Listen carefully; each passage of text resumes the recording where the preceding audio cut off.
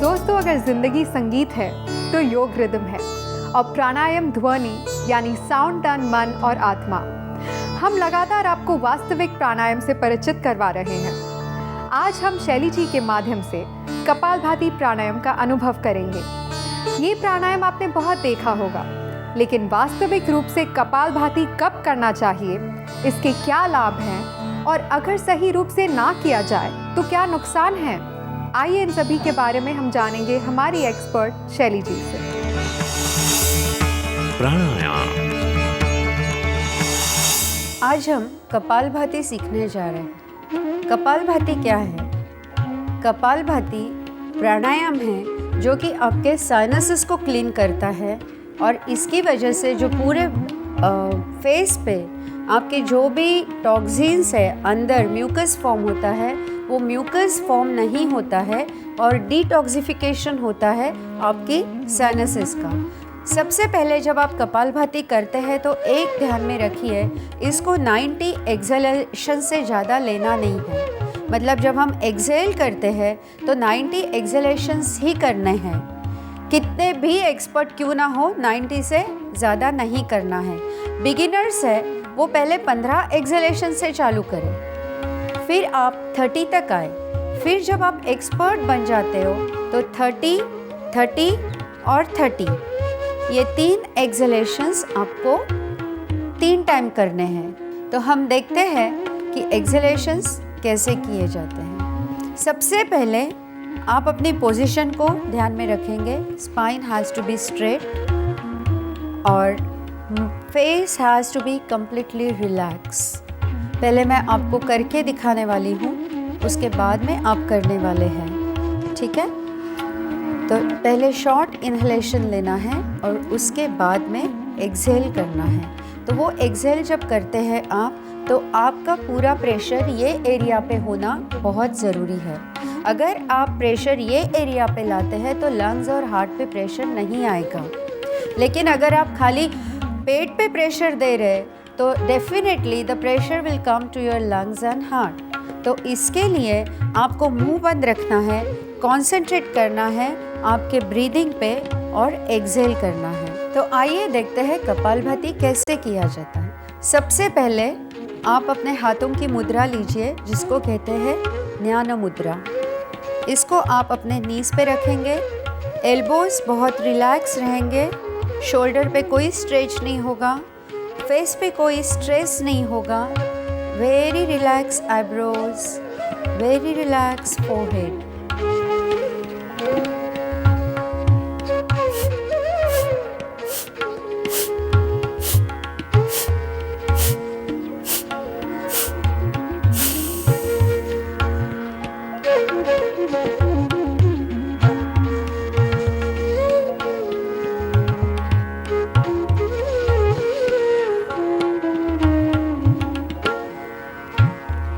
इस तरीके से पहले आपको शॉर्ट इन्हेलेशन लेना है, उसके बाद में एक्सहेल करना है। कपालभाति जो लोग नहीं कर पाते, ज़्यादातर हाई बीपी लोगों को नहीं करना है। जिनको हाई बीपी है, जिनको हार्ट अटैक प्रॉब्लम है, जिनको cardiac any kind of problem है, इवन जिनका सीवियर बैक एक है, उनको भी कपालभाति नहीं करनी है जब तक उनका बैक एक ठीक नहीं होता।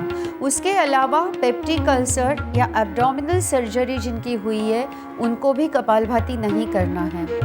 कपालभाति उनके लिए अच्छा है जिनको अस्थमा है, एनीमिया है, उनको डेली करना चाहिए कपालभाति। अभी आप करके दिखाएंगे हमको कैसे किया था। शॉर्ट इन्हेलेशन करिए। पहले मुंह को बंद रखिए, दोनों ओठ एक दूसरे को बंद कीजिए बिल्कुल। Concentrate on your stomach muscles.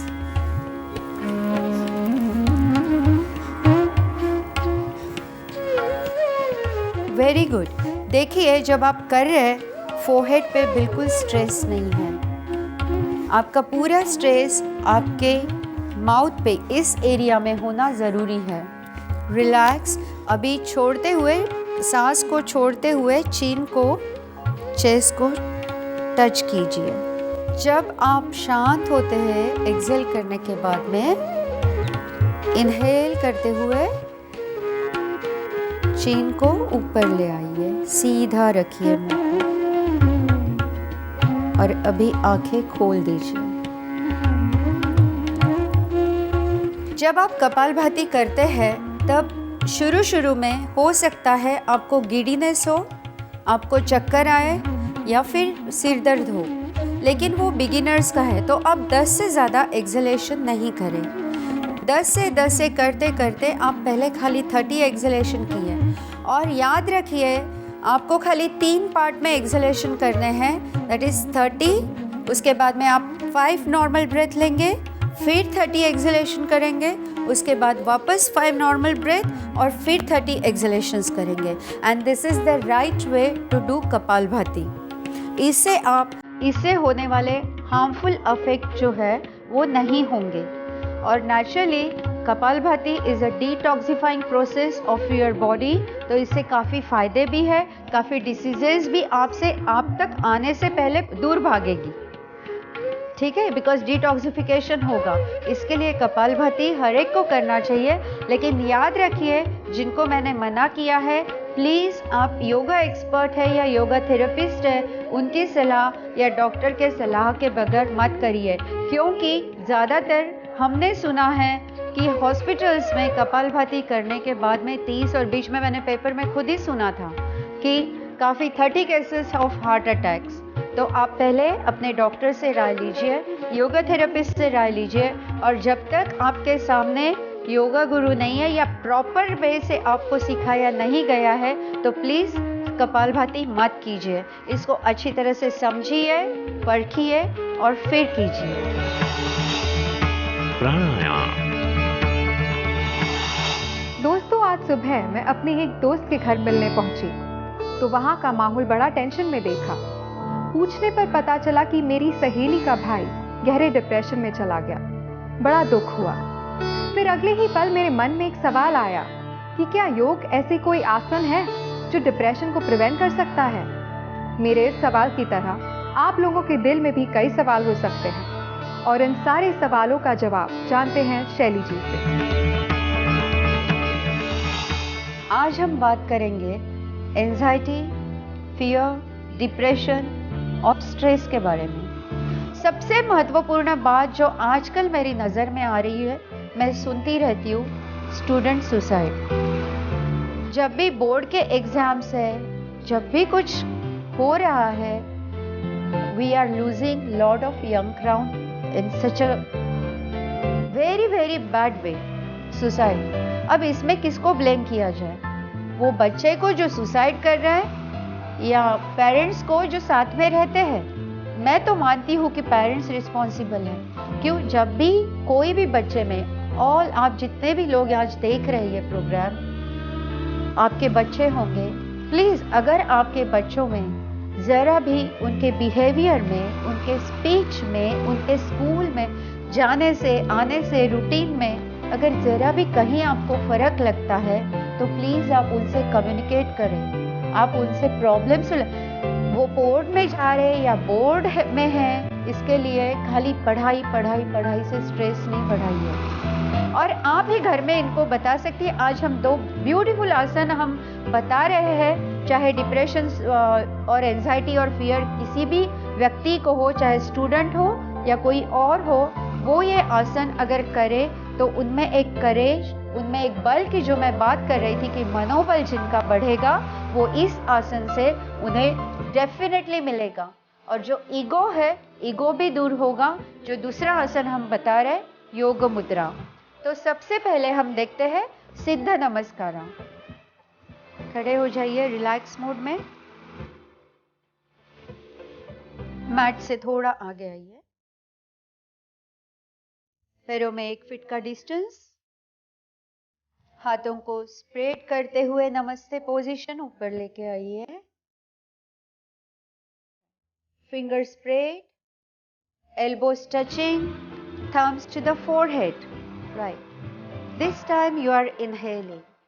Now start exhaling and start squatting down. Body forward movement में नहीं आएगी, सीधा squat करेंगे. Right. Keep your hands down. Do not close your eyes. Body को स्ट्रेट कीजिए. Very good. Now take your right leg back, your left leg back, thumbs touching each other, heels apart. Great. Now try to touch your heels to the ground. Balance it. Dandasana. Yes, you can adjust your distance by taking one step back or one step ahead. Very good. Now touch your chest to the ground. जिनको थोड़ी problem है शुरुआत में chest touch करने के लिए, they can touch first knee and then the chest and forehead to the ground. Now come into the dog pose or Samtolasana. Stretch your body in a forward movement and then go to the dog pose.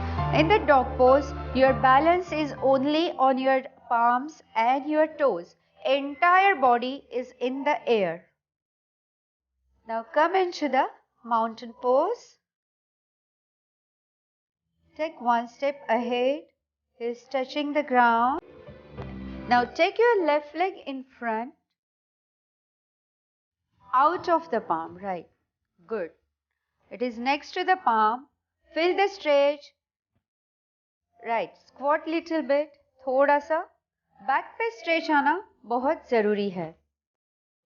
Take your other leg in front and now stand. Very nice. Inhaling, you stand. Make the Namaste position. And exhaling, you relax. यही सिद्ध नमस्कार आपको कम से कम 12 से 15 बार every day करने हैं. उसके बाद में हम देखते हैं योग मुद्रा. प्लीज बी सीटेड इन अ सुखासन और पद्मासन. रेडी? सबसे पहले आपको सुखासन में बैठना है या पद्मासन में बैठना है. उसके बाद में आप दोनों हाथ पीछे लेके जाएंगे. राइट हैंड की कलाई लेफ्ट हैंड से पकड़ेंगे और हाथ होंगे आपके in the centre of your lumbar region. जब भी आप ये पोस्चर करते हैं एक बात को याद रखिए कि आपके शोल्डर्स और आपके एल्बोज बहुत रिलैक्स होने चाहिए. उसके बाद में आप इनहेल करेंगे. Relax your shoulders. Okay. Inhale. जब आप इनहेल करते हैं तब आपकी चेस्ट ऊपर आती है. Complete upper body is filled with the air. And now bend forward to touch your knee. Right. जिनको सर्वाइकल प्रॉब्लम है वो फोरहेड ना टच करके खाली चिन को टच करें. Be there for 4 counts, 3 and 4. Inhaling, come up. Exhaling, twist to other side and bend forward to touch the forehead to the knee. Inhaling, come up. Now with total exhalation, bend forward and touch your forehead to the ground. अगर आपका forehead कपाल जो है अगर आपको ज़मीन पे नहीं टच कर रहा है तो कोई डरने की बात नहीं है. आप इस पोजीशन में जहाँ तक बेंड हो सकते हैं वहाँ तक ही बेंड करके धीरे धीरे एक्सहेल करते हुए पुश करिए अपने आप को, लेकिन बहुत धीरे धीरे. जब आप इस पोजीशन में आते हैं तो माइंड का एटीट्यूड बहुत इम्पोर्टेंट है. उस टाइम पे आपको ये कहना है अपने मन से, let go of my ego. I surrender to the will of God. Inhaling, come up. And exhaling, relax. ये आसन करने का मतलब ही यही है जो आपने सुना कि I let go my ego. अगर थोड़ा सा भी ईगो मेरे में है, I let go it. So you let go all your physical illnesses also. And I surrender to the will of God. That means I have faith in me and I have faith in higher reality.